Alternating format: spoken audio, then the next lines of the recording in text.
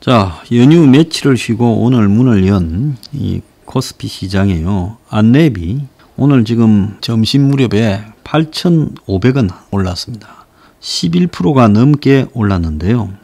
이렇게 안랩이 지금 11%가 넘게 올란 부분은 안철수가 현재 연휴 기간에 놓은 여론조사에서 매우 유리한 위치를 점하고 있다. 그래서 조선일보하고 TV조선 여론조사에서는 20.4로 박영선의 11.5에 근 2배, 그리고 동아일보 조사에서는 24.2로 박영선 17.5를 많이 앞서가고 있고 나경원은 14.5밖에 안 되고 있습니다.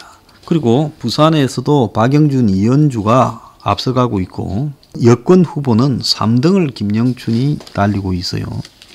그래서 여러 가지 지금 여론조사에 보면 중앙일보 조사에 보면 안철수가 17.4, 박영선이 16.3, 나경원이 16.3으로 박영선하고 같습니다. 그리고 추미애가 8.8로고요. 또 부산에는 박영준이 27.4, 이현주가 11.3, 김영춘이 11.2 이렇습니다. 부산에는 이미 국민의힘당에서 거의 이기지 않겠나라는 지금 방향이 형성되고 서울시장 선거에서도 안철수가 지금 여론조사에서 2등이 나온 여론조사가 거의 없는 걸로 봐서 압도적으로 1위를 달리고 있습니다. 여기에 문재인 지지율은 리얼미터에 34.1까지 떨어지고 부정이 61.7까지 거의 3분의 1 수준으로 지금 떨어져 버렸습니다. 자, 그렇다고 여권이 지금 새로운 사람을 투입해가지고 상황을 반전시키기도 쉽지 않아 보입니다. 추미애는 박영선만의 반도 못 따라가니까요. 그러면 임종석이가 투입되느냐? 뭐 이런 카드 정도나 남아있고 별 쓸 카드가 없다고 보입니다. 여권 입장에서요. 자, 여기에 이제 느닷없이 하나 튀어나온 게 있습니다. 이낙연이 박근혜, 이명박을 사면하자라고 들고 나왔어요. 물론 여권 일각에서 반대하지만 그것도 짜고 치는 거죠. 반대 안 하고 다 사면하자면 저것들이 풀어줘야 될 지금 아쉬운 사정이 있겠구나. 왜 우리가 풀어준다는데 총 때문에 너가 알아서 해. 이럴 거 아닙니까? 그러니까 이제 반성을 전제로 해야 된다, 반대한다 이런 게 일부가 지금 반대하고 노죠. 그건 다 짜고 치는 거고. 이낙연이 그 이야기를 할 때 문가리하고 합의하지 않은 채 이낙연이 그 말을 일방적으로 했다가는 이낙연은 살아남지 못하지요. 결국 이낙연의 입을 통해 문가리가 작업을 한 부분이다 보입니다. 제가 처음에 이낙연이 민주당 대표로 확정되었을 때 이낙연에 주어진 일종의 미션은 대선 후보로서 미션이 아니라 이원 집정부제 개헌을 도모하고 야권을 끌어내 가지고 작업을 하기 위한 용도로 이낙연의 역할이 있다. 그래서 이낙연이 결국은 지금 김종인과 옛날부터 잘 알던 사이인데 야권을 대서 끝없이 뭔가를 던질 거다. 다만 문가리가 총선에서 적거나 아슬아슬하게 이겼다면 그럴 건데 총선에서 대승을 하니까 이낙연의 용도가 좀 희석됐지요.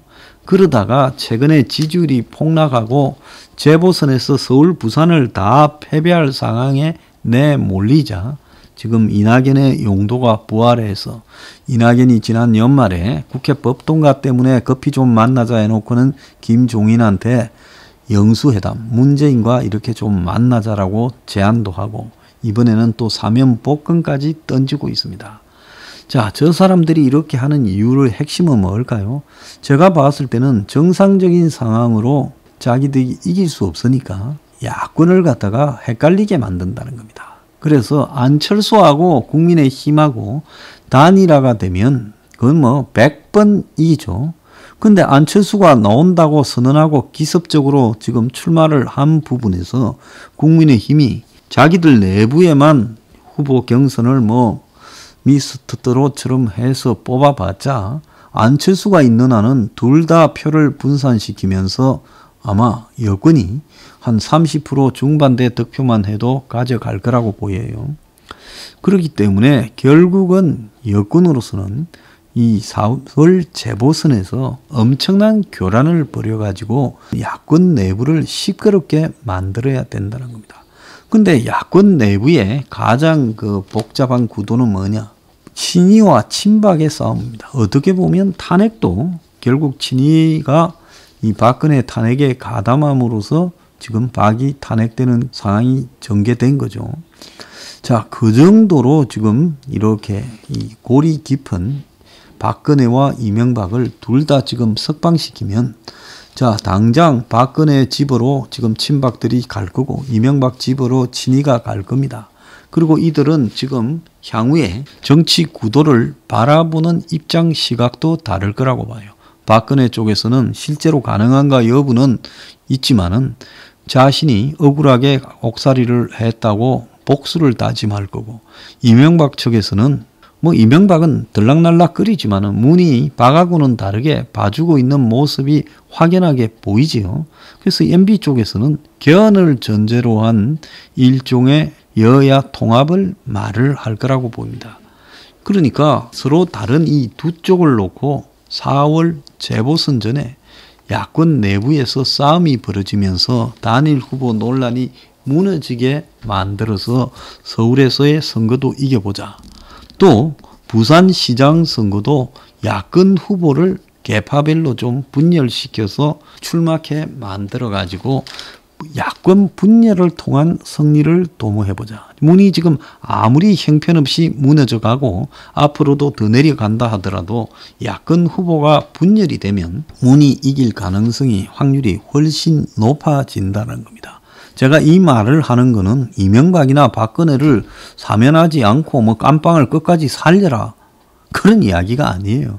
문제는 이 타이밍에 왜 여권에서 먼저 던졌느냐는 문제입니다. 그 사면 복권에 관한 문제는 저는 뭐 두 사람 다 다른 전직 대통령들의 잘못에 대해서 치른 대가만큼은 치렀다고 보고 있어요. 한국 수준에서 봤을 때는요.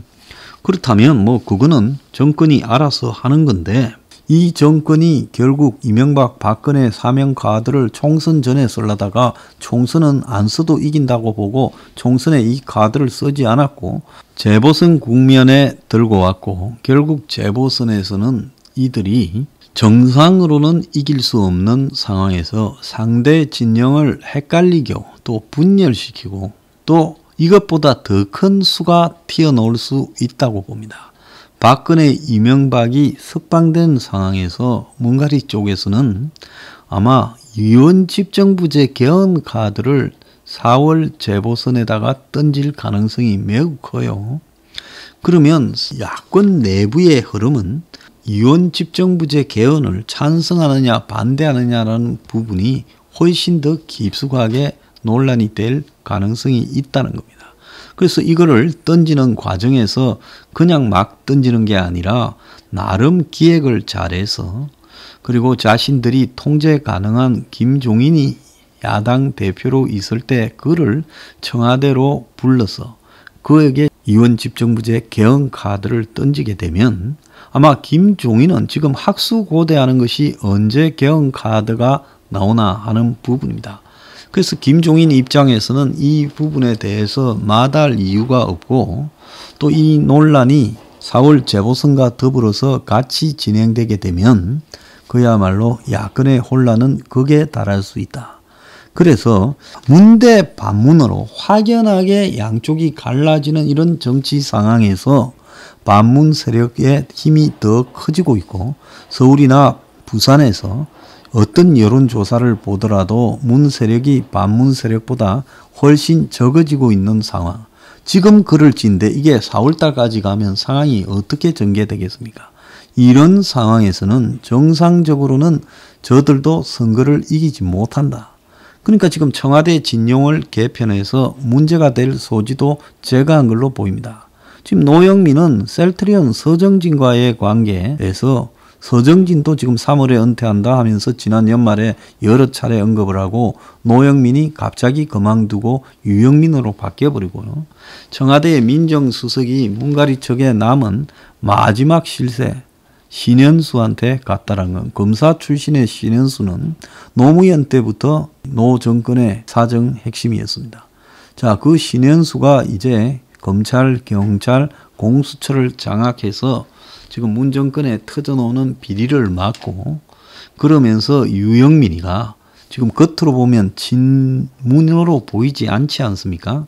기업인으로 보이고, 물론 유영민은 제 생각에는 오래전부터 친문의 이 우물에 깊숙하게 담근 사람인데, 국민들은 유영민이가 과학기술통신부 장관을 했지만 누군지도 잘 모르고 지난 4월 총선에 출마했다가 해운대에서 떨어졌는지도 잘 모르지요.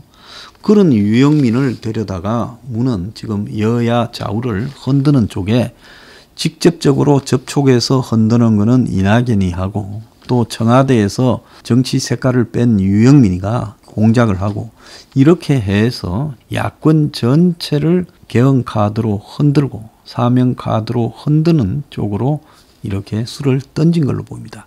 그래서 먼저 빨리 박근혜와 이명박을 1월 말 2월 초까지 풀어주고, 그리고 이 사람들이 나오게 되면 친박 친이가 나눠져서 찾아가서 의논을 하고, 그 속에서 결국 야권 내부의 분열이 발생하고 또 범야권 단일 후보가 실패하는 이런 쪽으로 지금 유도하는 방향이 설정되어 있다 생각이 듭니다. 그러면 이런 부분을 넘어서는 야권의 방법은 뭐냐? 지금에 있어서 가장 중요한 것은 변화된 야권의 가치, 보수의 가치로, 변화된 가치로, 가치 중심으로 단일화를 도모하는 부분입니다. 그래야 야권의 영역도 넓히고 가치 중심으로 된 단일화는 누가 되더라도 저 사람도 우리 가치와 똑같은 부분을 이야기한다. 그런 부분이기 때문에 실제로 국민의힘 내부에서 서울 부산시장 단일 후보를 내든 안 내든 가치만 같이 가면 대선까지도 같이 갈 수 있다라는 확신이 들지 않겠습니까? 예를 들어서 우리가 혁명21이 작은 힘이지만은 가치 부분에서 기존의 보수 정당들이 우리의 가치를 받는다면 우리는 후보 내지 않고 저들을 얼마든지 지지할 수도 있지요.